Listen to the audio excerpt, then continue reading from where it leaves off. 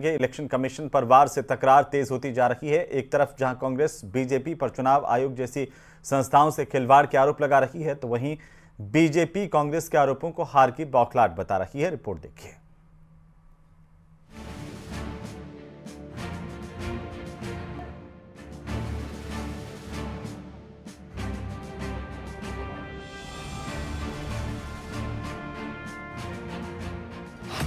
चुनाव आयोग पर कांग्रेस का प्रहार, सबूतों के साथ वोट चोरी हुई उजागर।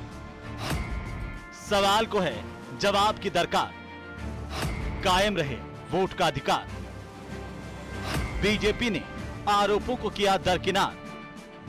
सियासत में हर अवसर एक मौका है विपक्ष पर हमला करने का, उसकी नीति और नीयत को कटघरे में खड़ा करने का। कांग्रेस मौके की नजाकत से बखूबी वाकिफ है, इसीलिए स्वतंत्रता दिवस पर जयपुर स्थित पीसीसी मुख्यालय में झंडा फहराने के बाद पीसीसी चीफ और नेता प्रतिपक्ष ने एक स्वर में देश की संवैधानिक संस्थाओं की अनदेखी के आरोप लगाए हैं।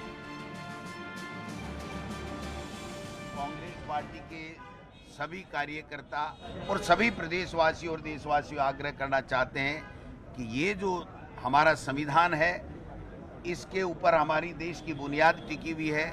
उसी से हमें सारे अधिकार और कर्तव्य तय होते हैं, इसी से हमारा लोकतंत्र मजबूत है।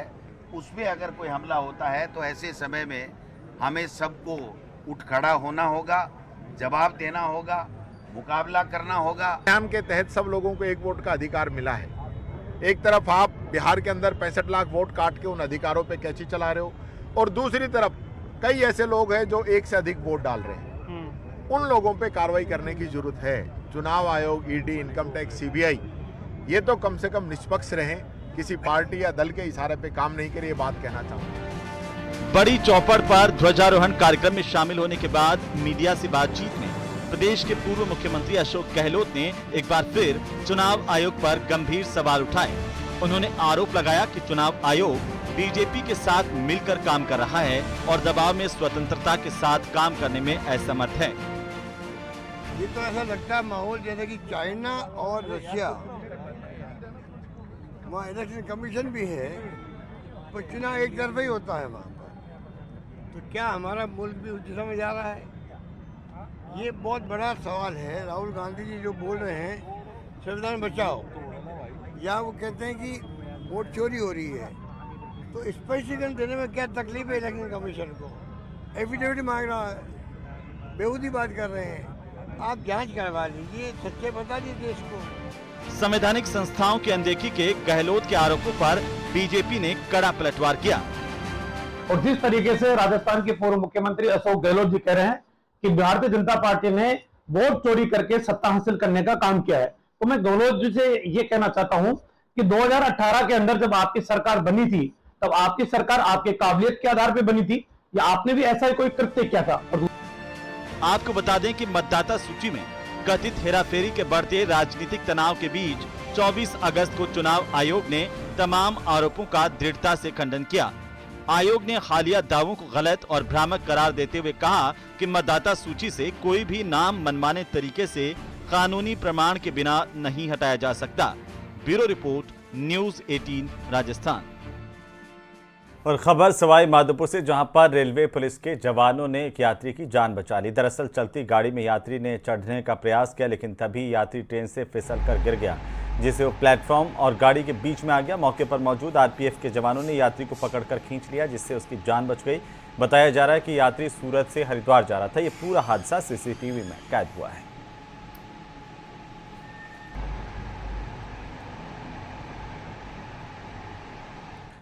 तो लाल किले से पीएम मोदी के हुंकार, प्रदेशवासियों को खुशियों की सौगात दी गई। पीएम ने ऐलान किया कि सिंधु के जल पर हिंदुस्तान और यहां के किसानों का अधिकार है।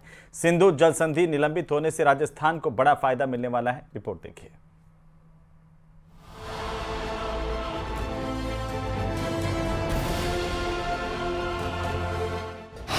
लाल किले से पीएम मोदी की हुंकार, सिंधु जल समझौता नहीं स्वीकार।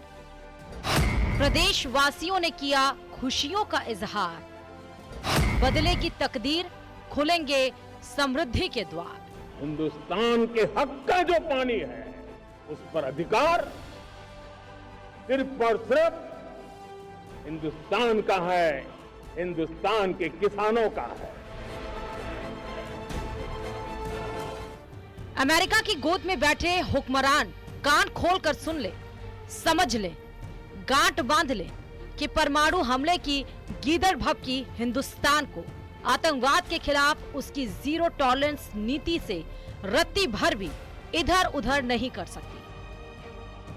भारत से निकलती नदियों का पानी दुश्मनों के खेत को सींच रहा है और मेरे देश के किसान, मेरे देश की धरती पानी के बिना प्यासी है।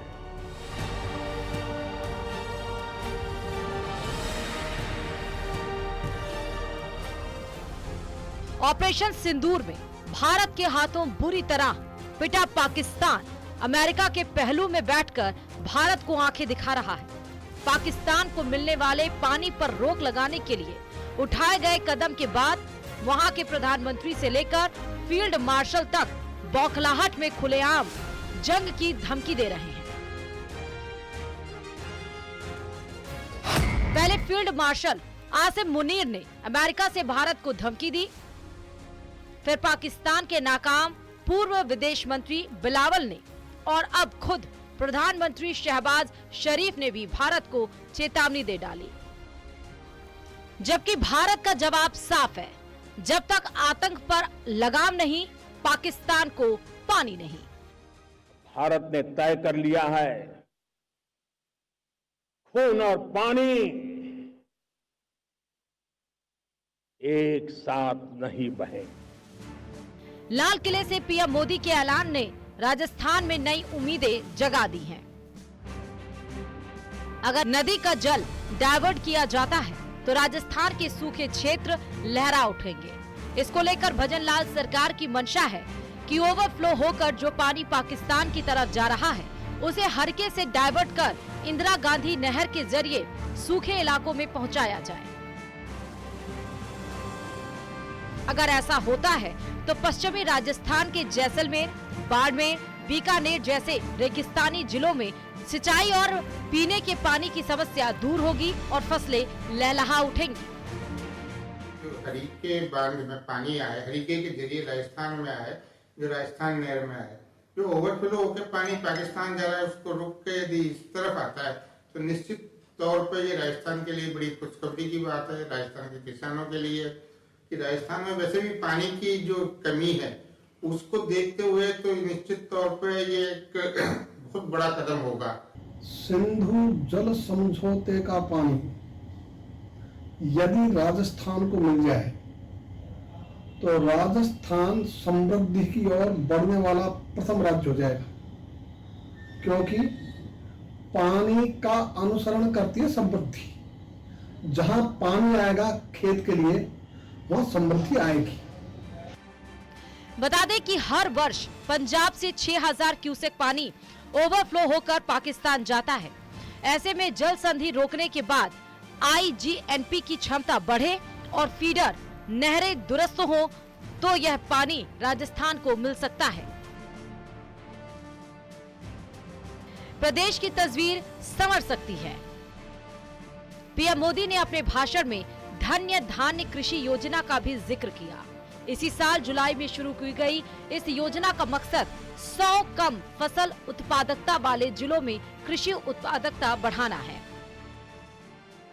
हम खेती के मामले में देश के वो जिले जहां के किसान औरों से पीछे रह गए, किसी न किसी कारण से 100 जिले ऐसे हैं जहां अपेक्षाकृत कम खेती है और इसलिए हमने 100 जिले आइडेंटिफाई किए हैं पूरे देश में से और वहां के किसानों को एम्पावर करना, किसानों को शक्ति देना, किसानों को मदद करने का एक अभियान चलाया है और इसके लिए पीएम धन धान्य कृषि योजना का आरंभ किया है।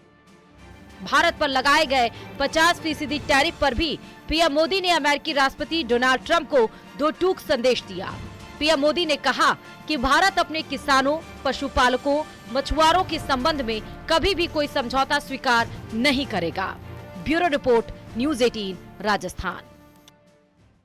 तो दौसा जिले के महवा में पुलिस ने हनी ट्रैप और ब्लैकमेलिंग के मामले का पर्दाफाश करते हुए गिरोह की सरगना और महिला और उसके साथी को पुलिस ने गिरफ्तार किया। आरोप है कि दोनों लोगों को झूठे दुष्कर्म मामलों में फंसाने की धमकी देकर मोटी रकम ऐंठते थे।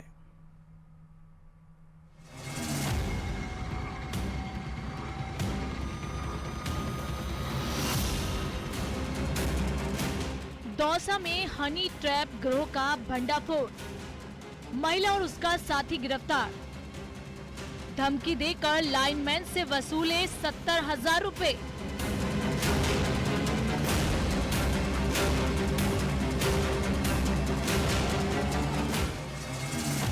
पुलिस गिरफ्त में बैठे युवक और युवती पर आरोप है लोगों को हनी ट्रैप के जाल में फंसाकर ब्लैकमेलिंग करने का, लेकिन पुलिस ने जाल बिछाया और दोनों को धर दबोचा।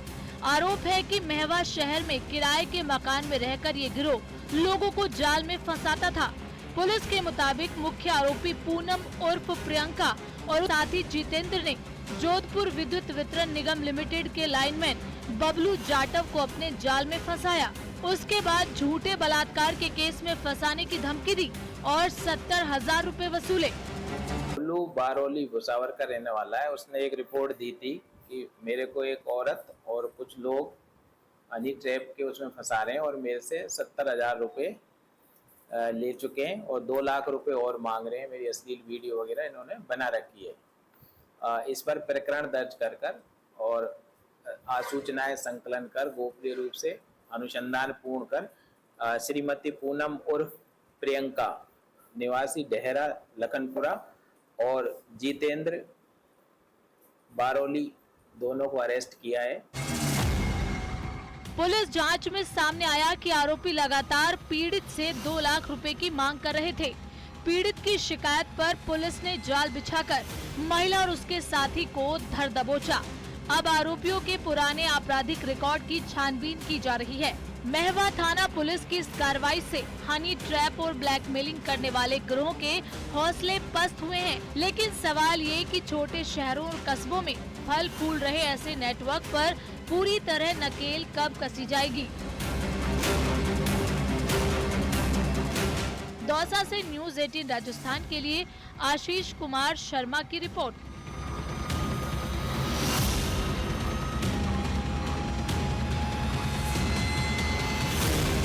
उधर डूंगरपुर में एक युवक 3 दोस्तों के साथ अपनी प्रेमिका से मिलने अहमदाबाद पहुंचा और यहां पर युवती के परिजनों ने उन पर लाठी पत्थरों से हमला कर दिया। बचने के लिए प्रेमी और उसके 2 दोस्त तालाब में कूद गए। डूबने से एक दोस्त की मौत हुई है। घटना दौड़ा थाना इलाके की है। पुलिस ने गुरुवार की शाम को शव को तालाब से बाहर निकलवाया। युवक की मौत से गुस्साए परिजनों ने शुक्रवार को दौड़ा थाने के बाहर प्रदर्शन किया। उन्होंने हमलावरों को गिरफ्तार करने की मांग की। पुलिस ने दोपहर 2 बजे शव परिजनों को सौंप दिया। जो बोकटसल के जो लोग हैं उन पर टूट पड़े लट पत्थर से टूट पड़ते हैं, जिनमें उनको घायल करते हैं। घायल करने के बाद उसको दूसरे अन्य भाग जाते हैं, लेकिन अनिल को बुरी तरह से इन लोगों ने बुरी तरह पीटने के बाद उसकी घटनास्थल पर मौत हो जाती है। लेकिन उन लोगों ने उसके बचाव पक्ष को लेकर उन्होंने उसको कुएं उसमें तालाब में फेंक दिया है, वो गलत है और वास्तविक उस घटना मारपीट के आधार पर उसके अनिल की हत्या की गई है। और हम किसी भी हालत में अनाथ समाज को हमें ये न्याय मिलना चाहिए। नहीं मिला तो हम धरना प्रदर्शन कई प्रकार के हमें आंदोलन कर सकते हैं। हमें न्याय की जरूरत है।